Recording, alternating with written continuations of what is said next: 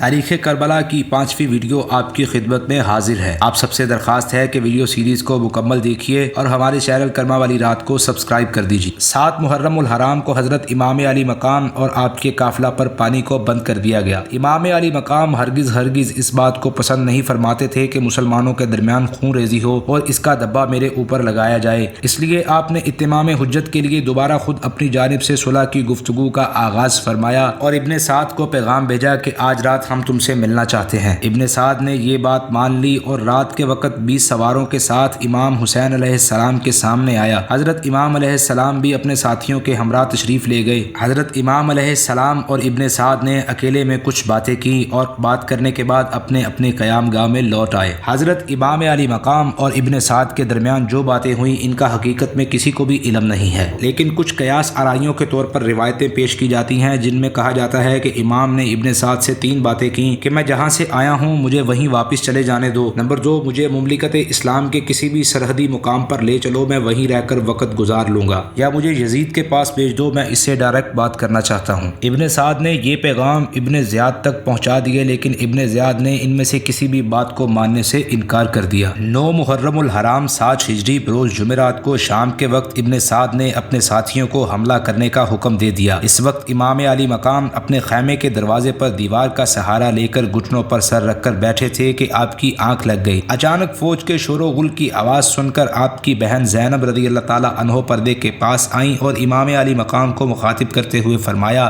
بھائی جان دیکھیے دشمن کی فوج کی آواز بہت نزدیک سے آ رہی ہے۔ آپ نے فرمایا، میں نے ابھی رسول اللہ صلی اللہ علیہ وآلہ وسلم کو خواب میں دیکھا ہے، حضور نے فرمایا ہے تم ان قریب ہمارے پاس آنے والے ہو۔ ابھی یہ گفتگو ہو رہی تھی کہ حضرت عباس رضی اللہ تعالیٰ عنہ نے آ کر اطلاع دی کہ فوج نے حملہ کر دیا ہے۔ یہ سن کر امام علی مقام اپنی جگہ سے اٹھے اور فوج کی طرف جانے لگے تو حضرت عباس نے کہا، نہیں آپ نہیں جانا، میں جاتا ہوں۔ آپ نے فرمایا، اچھا تم جاؤ اور ان سے پوچھو کہ حملے کا سبب کیا ہے۔ حضرت عباس یزیدی فوج کے سامنے آئے اور پوچھا، جواب ملا کہ ابن زیاد کا حکم ہے کہ آپ لوگ اس کی اطاعت کرو یا پھر جنگ کے لیے تیار ہو جاؤ۔ حضرت عباس رضی اللہ تعالیٰ عنہ نے کہا کہ ذرا ٹھہرو، جلدی نہ کرو، میں تمہارا پیغام ابن رسول صلی اللہ علیہ وآلہ وسلم کو پہنچا دیتا ہوں۔ انہوں نے امام علی مقام کو ابن سعد اور اس کے ساتھیوں کے مقصد سے آگاہ کیا تو آپ نے فرمایا کہ ان سے کہو کہ ہمیں 1 رات کی مہلت دے دیں تاکہ ہم توبہ و استغفار کر سکیں۔ حضرت عباس علمبردار نے جا کے پیغام ابن سعد کی فوج کو دیا تو انہوں نے اپنے امیر کی مشاورت سے یہ بات مان لی اور 1 رات کی مہلت دے دی گئی۔ اس کے بعد حضرت امام علی مقام نے اپنے ساتھیوں کو جمع کر کے درج ذیل خطبہ دیا، تمام تعریفیں اللہ تعالیٰ کے لیے ہیں اور آرام و تکلیف ہر حال میں اس کا شکر ہے۔ اے اللہ میں تیرا شکر ادا کرتا ہوں کہ تو نے ہم کو نبوت کی عزت عطا فرمائی، قرآن کا علم عطا فرمایا اور دین کی نعمتوں کی سمجھ بوجھ عطا کی اور سننے والے کان، دیکھنے والی آنکھیں اور داناؤ دل کی نعمتوں سے مالا مال فرمایا۔ اس کے بعد امام علی مقام نے فرمایا، میں دنیا میں کسی کے ساتھیوں کو اپنے ساتھیوں سے زیادہ وفادار اور بہتر نہیں جانتا اور نہ کسی کے گھر والوں کو اپنے گھر والوں سے زیادہ نیکوکار اور صلح رحمی کرنے والا دیکھتا ہوں۔ بلا شبہ یہ لوگ میرے قتل کے طالب ہیں اور مجھے قتل کر لیں گے۔ میں تم سب کو بخوشی اجازت دیتا ہوں کہ رات کی تاریکی میں جہاں تم لوگوں کا جی چاہے چلے جاؤ، میری طرف سے تمہیں کوئی ملامت اور کوئی روک نہیں ہوگی، میں تم سے راضی ہوں۔ اس خطبے کو سننے کے بعد سب سے پہلے آپ کے بھائی حضرت عباس، پھر آپ کے دوسرے بھائی، بیٹوں، بتیجوں اور بانجوں نے یک زبان ہو کر کہا کہ کیا ہم صرف اس لیے چلے جائیں کہ ہم آپ کے بعد زندہ رہیں، خدا ہمیں وہ دن نہ دکھائے۔ اس کے بعد امام علی مقام نے خاص طور سے اولاد عقیل کی طرف متوجہ ہو کر فرمایا کہ مسلم کی شہادت تمہارے لیے کافی ہے، اس لیے میں تمہیں اجازت دیتا ہوں کہ تم چلے جاؤ، لیکن انہوں نے بھی جانے سے انکار کیا۔ اس کے بعد آپ کے اصحاب میں سے حضرت مسلم بن اوسجا کھڑے ہوئے اور کہا کہ ہم آپ کو چھوڑ کر چلے جائیں، یہ ہم سے ہرگز نہیں ہو سکتا، خدا کی قسم میں دشمنوں سے نیزہ کے ساتھ جنگ کروں گا یہاں تک کہ میرا نیزہ ان کے سینوں میں ٹوٹ جائے، اور تلوار چلاؤں گا یہاں تک کہ اس کا قبضہ میرے ہاتھ میں ٹھہر سکے، خدا کی قسم اگر میرے پاس ہتھیار نہ ہوں تو میں پتھر مار مار کر دشمنوں سے لڑوں گا اور آپ پر اپنی جان نثار کر دوں گا۔ غرض کہ آپ کے ہر ساتھی، ہر رفیق، ہر جانثار نے اپنی اپنی عقیدت اور جانثاری کا اظہار کیا۔ اس کے بعد آپ اور آپ کے تمام ساتھیوں نے نماز، دعا، توبہ و استغفار میں ساری رات گزار دی اور اس کے ساتھ ہی خیموں کی پشت پر خندق کھود کر لکڑیاں بر دیں تاکہ بوقت ان میں آگ لگا دی جائے تو دشمن پیچھے سے حملہ نہ کر سکے، اور اس کے ساتھ ہی یزیدی فوج کے گھوڑے خیموں کا چکر لگاتے رہے تاکہ کوئی بھی شخص بچ کر خیموں سے نکل نہ سکے۔ عاشورہ محرم کی رات ختم ہوئی اور 10ویں محرم 61 ہجری و مطابق 28 اکتوبر 681 عیسوی کو قیامت نما صبح نمودار ہوئی۔ حضرت امام حسین علیہ السلام نے اپنے اہل بیت اور اپنے تمام ساتھیوں کے ساتھ نماز فجر نہایت خشوع و خضوع کے ساتھ ادا فرمائی۔ یہ شہدائے کربلا کی آخری نماز تھی۔ نماز کے بعد امام پاک نے سب کے صبر و استقامت کی دعا مانگی۔ اب 10ویں محرم کا سورج عنقریب نکلنے والا تھا۔ امام علی مقام اور آپ کے تمام رفقا اور اہل بیت 3 دن کے بھوکے پیاسے تھے۔ اس دوران ہی بغیر اطلاع کے یزیدیوں نے جنگ کا نقارہ بجا دیا۔ آقا دو جہاں صلی اللہ علیہ وآلہ وسلم کے فرزند اور سیدۃ النساء فاطمۃ الزہرا کے جگر بند کو مہمان بنا کر بلانے والی قوم نے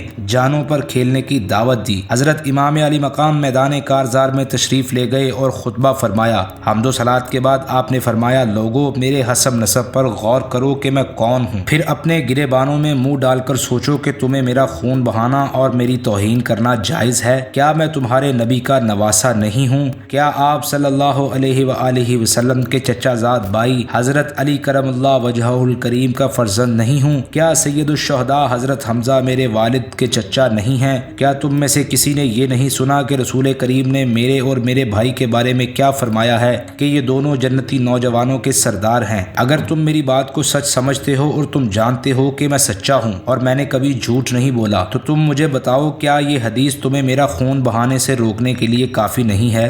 شمر بدبخت نے آپ کے خطبے میں مداخلت کرتے ہوئے کچھ بدتمیزی کی تو حبیب ابن مظاہر نے اسے سخت جواب دیتے ہوئے کہا کہ اللہ تعالیٰ نے تیرے دل پر مہر لگا دی ہے، اس لیے تو سمجھ نہیں پا رہا کہ حضرت امام علی مقام کیا فرما رہے ہیں۔ شمر اور حبیب کی گفتگو کے بعد امام علی مقام نے فرمایا، اے لوگو، اگر تمہیں اس حدیث کی صحت میں شک ہو تو کیا اس میں بھی شک ہے کہ تمہارے رسول کا نواسا ہوں؟ خدا کی قسم اس وقت مشرق و مغرب میں کوئی بھی نبی کا نواسا میرے سوا موجود نہیں ہے، نہ تم میں اور نہ تمہارے سوا دوسری قوموں میں۔ میں خود تمہارے ہی نبی کا نواسا ہوں۔ ذرا غور تو کرو کہ تم میرے قتل پر کیسے آمادہ ہو گئے ہو۔ کیا میں نے تم میں سے کسی کو قتل کیا ہے یا کسی کا مال غصب کیا ہے جس کا قصاص تم مجھ سے لینا چاہتے ہو؟ جب مخالفین کی طرف سے کوئی جواب نہ ملا تو آپ نے مجمع سے مختلف لوگوں کا نام لے کر پکار کر کہا جنہوں نے آپ کو خط لکھے تھے کہ کیا تم لوگوں نے مجھے خط لکھ کر نہیں بلایا تھا؟ انہوں نے کہا کہ ہم نے کوئی خط آپ کو نہیں لکھا۔ آپ نے کہا کہ تم لوگوں نے مجھے خط لکھے تھے اور ضرور لکھے تھے۔ اگر بالفرض تم لوگوں نے مجھے خط نہیں بھی لکھے تو مجھے جانے دو، میں کسی اور جگہ چلا جاتا ہوں جہاں امن و امان کی زندگی گزار سکوں۔ لیکن لشکر سے آواز آئی کہ تم ابن زیاد کے سامنے سر جھکا دو۔ امام علی مقام نے فرمایا، خدا کی قسم میں ذلت کے ساتھ اپنا ہاتھ تمہارے ہاتھ نہیں دوں گا اور نہ غلاموں کی طرح اطاعت کا اقرار کروں گا۔ مخالف فوج کے ماننے کی پہلے ہی سے امید نہ تھی، مگر حضرت امام حسین علیہ السلام کو اپنا فرض پورا کرنا تھا سو وہ ہو گیا۔ امام علی مقام علیہ السلام نے کوفیوں سے خطاب کیا، آپ کے ساتھیوں نے بھی خطاب کیا، لیکن ان سب کے دلوں پر مہر لگ چکی تھی، اس لیے ان کو آپ کی کوئی بھی بات سمجھ نہ آئی۔ سب کے دل میں مال و زر کی ہوس تھی۔ الٹا ان لوگوں نے کہا، آپ کے فضائل تمام معلوم ہیں لیکن ہمیں یہ مسئلہ بحث نہیں کرنا، آپ جنگ شروع کیجئے اور کسی کو جنگ کے لیے بھیجیے اور گفتگو ختم فرمائیے۔ مخالفین کے لشکر میں اس وقت صرف حر ہی وہ واحد شخص تھا جس کے دل پر امام علی مقام کی باتوں کا اثر ہوا۔ یہ وہی حر ہے جس نے سب سے پہلے حضرت امام حسین علیہ السلام اور آپ کے رفقا کو 1000 فوج کی جمعیت کے ساتھ آ کر کوفہ کے راستے میں روکا اور گھیر کر کربلا کی سرزمین تک لایا تھا۔ جب ابن سعد جنگ شروع کرنے کے لیے آگے بڑھا تو حر نے آگے بڑھ کر کہا، خدا تیرا بھلا کرے، کیا تو واقعی ان سے جنگ کرے گا؟ ابن سعد نے کہا، ہاں خدا کی قسم، ایسی جنگ جس میں کم از کم سر کٹیں گے اور ہاتھ قلم ہو کر زمین پر گریں گے۔ حر نے کہا کہ امام نے اتنی صورتیں مصالحت کی پیش کی ہیں، کیا تم لوگوں کے نزدیک ایک بھی قابل قبول نہیں؟ حر کی بات سننے کے بعد ان لوگوں نے ہر صورت جنگ لڑنے کا کہا۔ حر یہ سن کر کانپنے لگ گیا تو لوگوں نے آوازیں کسنا شروع کر دی کہ حر تمہاری حالت کیسی عجیب سی ہو رہی ہے، ہماری نظر میں تو کوفہ میں سب سے بہادر شخص تم ہو، جب بھی کہیں بہادری کا نام آتا ہے تو حر تمہارا نام لیا جاتا ہے۔ حر نے کہا کہ بات یہ ہے کہ یہ جنگ نواسہ رسول سے ہے، میں اس وقت جنت اور دوزخ کے دوراہے پر کھڑا ہوں، مگر میں جنت کو کسی چیز کے بدلے نہیں چھوڑوں گا، چاہے میرے جسم کے ٹکڑے ٹکڑے کر دیے جائیں اور آگ میں جلا دیا جائے۔ یہ کہتے کہتے اس نے اپنے گھوڑے کو ایڑی لگائی اور حضرت امام علی مقام کی بارگاہ میں پہنچ گیا۔ عرض کیا، اے فرزند رسول، میری جان آپ پر فدا، میں وہی گنہگار ہوں جس نے آپ کو واپس جانے سے روکا، راستے میں آپ کے ساتھ ساتھ رہا اور آپ کو اس جگہ ٹھہرنے پر مجبور کیا۔ خدا کی قسم میں ہرگز یہ نہیں سمجھتا تھا کہ یہ لوگ آپ کی تمام شرائط جو بھی آپ پیش کریں گے اسے مسترد کر دیں گے اور نوبت نعوذ باللہ آپ کے قتل تک پہنچ جائے گی۔ واللہ اگر مجھے معلوم ہوتا کہ یہ لوگ آپ کے ساتھ ایسا سلوک کریں گے تو میں ہرگز ان کا ساتھ نہ دیتا۔ دیتا۔ جو گستاخیاں میری طرف سے ہوئی ہیں میں ان پر شرمندہ ہوں، اللہ کے حضور توبہ کرتا ہوں، میں آپ پر اپنی جان قربان کرنے کے لیے حاضر ہوا ہوں، کیا میری توبہ قبول ہوگی؟ آپ نے فرمایا ہاں، اللہ تعالیٰ تمہاری توبہ قبول فرمائے گا اور تمہیں بخش دے گا، اور تمہیں بشارت ہو کہ جس طرح تمہاری ماں نے تمہارا نام حر رکھا ہے تم دنیا و آخرت میں بھی انشاءاللہ حر یعنی کہ آزاد رہو گے۔